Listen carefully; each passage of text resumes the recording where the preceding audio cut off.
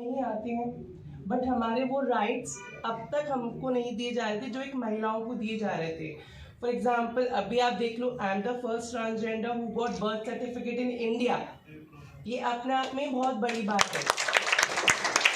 Statistics department के पास हम transgenders का डेटा ही नहीं है, ठीक है। And I am the first transgender who got Jan Aadhaar as well. Jan Aadhaar आप लोगों को पता होगा, कई लोग जानते हैं, 25 लाख रुपए का हेल्थ कवर इंश्योरेंस मिलता है उससे ना। उस पोर्टल में मेल फीमेल का ऑप्शन था, क्योंकि यूजुअली जन आधार जो था वो लेडीज का ही बनता था। बहुत रेयर टू रेयर केसेस में होता था कि वो मेल्स का बन रहा है, जब फैमिली में फीमेल्स नहीं होती थी उसके अलावा। बट ट्रांसजेंडर्स के लिए वो भी नहीं था। फिर बात करते हैं यूनिवर्सिटी की, मेरे एडमिशन की। तो ये इंडिया की पहली यूनिवर्सिटी थी जिसने ट्रांसजेंडर को एडमिशन दिया। आज सुबोध कॉलेज इतना बड़ा कॉलेज है, आज इधर इतने सारे स्टूडेंट्स हैं कि आप लोगों के बीच में कोई ट्रांसजेंडर को पढ़ते हुए देखा आपने?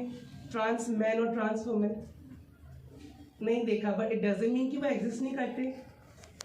इट डजंट मीन कि मुझे पढ़ना ही नहीं है। लेकिन हमारी सोसाइटी कुछ ऐसी बाउंड्रीज हम लोगों ने सेट कर दी है। ट्रांसजेंडर मतलब बधाई मांगने के लिए या फिर सेक्स वर्क करने के लिए। यहाँ पे जैसे अब मैं हूँ, मैं अपने आप को बहुत लकी मानती हूँ कि एटलीस्ट मैं अपनी स्कूलिंग के टाइम तक मैं अपनी फैमिली के साथ रही, बट मेरी जो आइडेंटिटी थी वो मेरे को एक मेल के उससे मिली। क्योंकि मैं एक राजपूत फैमिली से बिलोंग करती हूँ, तो मेरे घर वाले नहीं चाहते थे ना तो मुझे किन्नरों को देना, ना वो चाहते थे कि मैं उनको छोड़ के जाऊँ। तो उन्होंने मेरी जो आइडेंटिटी थी वो मेल के उससे रखी। मेरा जो नाम था, नूर से पहले आदित्य नाम था मेरे सारे डॉक्यूमेंट्स में, तो मैंने आदित्य के नाम से ही मैंने स्कूलिंग करी अपनी। बट होता है ना कि क्योंकि जब मेरी एज आई, like when I was in 8th और 9th स्टैंडर्ड, तो काफ़ी आप लोगों ने देखा होगा, बच्चों ने भी, आपके यहाँ पे भी काफ़ी ऐसे लड़के होते होंगे जो बहुत ज़्यादा फेमिनिन होते होंगे, बट कितने बच्चे उनको सपोर्ट करते हैं? I guess nobody. अगर वो लड़कियों के साथ जाके बैठ जाता है तो उसे कहते हैं ये तो ऐसा ही है, छक्का है, हिजड़ा है, ऐसा है, राइट? क्योंकि ये मेल डोमिनेटिंग सोसाइटी है। उसके बाद क्या हुआ, स्कूलिंग जब 2011 में मैंने 12th कंप्लीट कर ली, फिर मुझे एडमिशन मिला, मैंने बॉयज़ कॉलेज में एडमिशन लिया। वहाँ पे भी मुझे बहुत ज़्यादा मेंटली टॉर्चर करते थे बच्चे। वहाँ पे टीचर्स के पास में जाती, टीचर्स बोलते थे कि why don't you behave like a boy. मतलब क्योंकि टीचर्स खुद ही इस चीज़ को लेकर अवेयर नहीं थे कि बच्चे को हमको कैसे हैंडल करना है। मेरे साथ मेरे पीटी टीचर ने मुझे सेक्सुअली हैरेस किया स्कूल में। मैं अगर वो बात अगर घर पे बताती मम्मी को, तो मम्मी उल्टा मुझे, मतलब मैंने मम्मी को साफ साफ शब्दों में नहीं बताया था, बट बोला तो मम्मी ने बोला you have to behave like a boy, and I was like why have to behave like a boy. ये सब चीज़ें मेरे साथ चलती रही। कॉलेज में भी मुझे इतनी ज़्यादा मुझे इतना ज़्यादा एग्जॉस्शन मिला, मैंने पढ़ाई ड्रॉप आउट कर दी। 2015 में फिर मैंने घर छोड़ दिया, मैं किन्नरों में चली गई थी।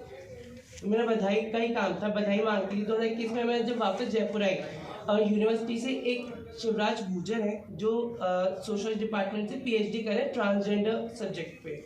उन्होंने मुझे गाइड किया कि आप आगे पढ़ाई कंटिन्यू क्यों नहीं करते, अपने डॉक्यूमेंट्स चेंज क्यों नहीं कराते हैं। देन फिर I was so aware of कि मैंने फिर अपने स्कूल में आगे TCCC चेंज करवाया। 10th और 12th के मार्क्स में नाम और जेंडर चेंज करवाया। जेंडर मेंशन नहीं होता है, बट वहाँ पे मिस्टर एंड मिसेस मेंशन होता है। उसके अलावा मैंने अपने Aadhaar card, PAN card, birth certificate, passport, bonafide certificate, सब में अपना जेंडर और नाम चेंज करवाया। उसके बाद मैंने यूनिवर्सिटी में एडमिशन लिया। यूनिवर्सिटी में एडमिशन लेना भी मेरे लिए बहुत, जिसे कहते हैं ना, टेढ़ी खीर थी, क्योंकि अभी भी ना कॉलेज के जो प्रोफेसर्स हैं वो खुद भी सेंसिटाइज नहीं है ट्रांसजेंडर्स को लेके। मेरे सामने ऑप्शन रख दिया गया कि आप एक काम कीजिए, आप एक साल प्राइवेट कर लीजिए, बाकी आप सेकेंड से रेगुलर कर लेना, कॉलेज आप रेगुलर आओ, लाइब्रेरी यूज करो। And I was like sir क्यों? जब VC राजीव जैन सर थे तो उन्होंने बोला कि बेटा बच्चे आपसे फैमिलियर हो जाएंगे। मैंने कहा सर एक काम करते हैं, महारानी कॉलेज में जितनी भी 8000 लड़के ना उनको सबको मना कर दो, प्रोफेसर जो भी सेंसिटाइज नहीं उनको मना कर दो, कल से ही नहीं है, क्योंकि मैं उनसे फैमिलियर हो जाऊंगी फिर। मतलब ये एक चीज़ रही थी। मुझे एडमिशन के लिए भी आप मानेंगे नहीं, जब मैं पहली बार गई तब उन्होंने एडमिशन कमेटी की मीटिंग बुलाई। उन्होंने खाली ऑफलाइन फॉर्म के लिए आवेदन मेरा ले लिया, बट मुझे एडमिशन नहीं दिया गया। उन्होंने मुझे बोला कि बेटा एडमिशन ऐसे ही नहीं मिलेगा,